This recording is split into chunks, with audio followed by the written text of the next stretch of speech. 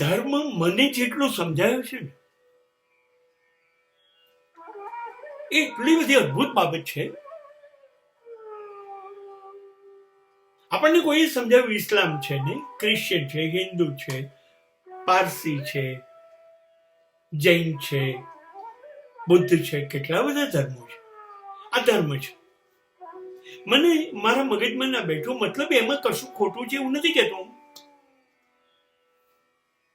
પણ જ્યારે ધર્મની વાતો એવું કહે છે કે ધર્મગુરુ એવું કહે છે કે શાસ્ત્ર એવું કહે છે કે ધર્મ અમે કહીએ છીએ એ મુજબ બીજાએ સુધરવું જોઈએ, અને ત્યારે ધર્મનો અંત આવી જાય. ધર્મ બીજાને સુધારવા માટે છે જ નહીં. આપણી શું હેસિયત, આપણી શું તાકાત કે આપણે બીજાને સુધારીએ? અને તમે કહો અને બીજાએ સુધરી જવું જોઈએ, એવું કોણે કહ્યું? સુધરવું કે નથી સુધરવું એ તો બીજાની મરજી છે. એ તમને છેતરશે ખોટું કહીને કે હું તમારી વાત માનું છું.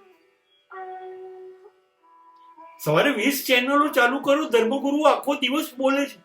કેટલા જણા સુધર્યા નહીં? એમણે પ્રયત્ન બહુ કર્યો. સમાજ બદલાયો નહીં. એ મોહમ્મદ હોય, ઇસ્લામ હોય, બુદ્ધ હોય, મહાવીર હોય, રામ હોય, કૃષ્ણ હોય, સમાજને એ લોકો આનાથી મોટા કયા લોકો કહેવાના? કોઈ સમાજ નથી બદલાય. એટલે ધર્મ બીજાને કહેવાથી એ બદલાઈ જાય, સુધરી જાય. મહેરબાની કરીને હાથ જોડો. આ શક્ય જ નથી. ધર્મ એટલે તમે સુધરો માત્ર. What is religion? And that is a self-improvisation. ધર્મ એટલે તમે તમારી જાતને જુઓ, ઇન્સ્પેક્શન, ધ્યાનથી જુઓ, observation, and find out the faults and plus. તમારી જાતને જુઓ બરાબર ધ્યાનથી ને એમાં જ્યાં જ્યાં એ ભૂલ કરે એ શોધો. ધર્મ એ છે તમે તમારી જાતને દરેક મિનિટે પકડી પાડો કે તે ગુસ્સો કેમ કર્યો, તે લાલચ કેમ કરી, તે લોભ કેમ કર્યું, તારી કામવાસનાઓ કેમ જાગી ગઈ. દરેક મિનિટે પકડી કાઢો. જેવું એ ઉઠે, ગુસ્સો ઉઠે તો પકડો એને. કેમ ગુસ્સો થાય? કેમ લાલચું બન્યું? કેમ કોઈને છેતરવાની? તમે તમારી જાતને શોધીને તમારી જાતને પકડી પાડો.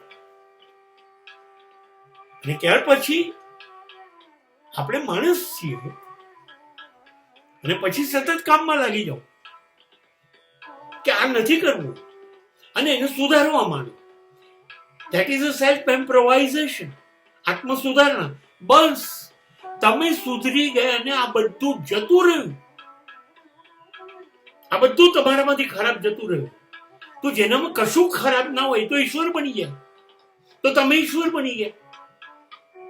હવે તમે શિવોહમ બોલી શકો. હવે તમે અહમ બ્રહ્માસ્મિ બોલી શકો. હવે તમે કહી શકો હું જ ખુદા છું. કેમ કે ખુદા અને હવે તમે નથી જુદા, એક સરખા થઈ ગયા. ખુદામાં કોઈ દુર્ગુણ નથી, તમે બધા કાઢી કાઢ્યા. અને માત્ર આ કરવું એને જ ધર્મ કહી શકાય.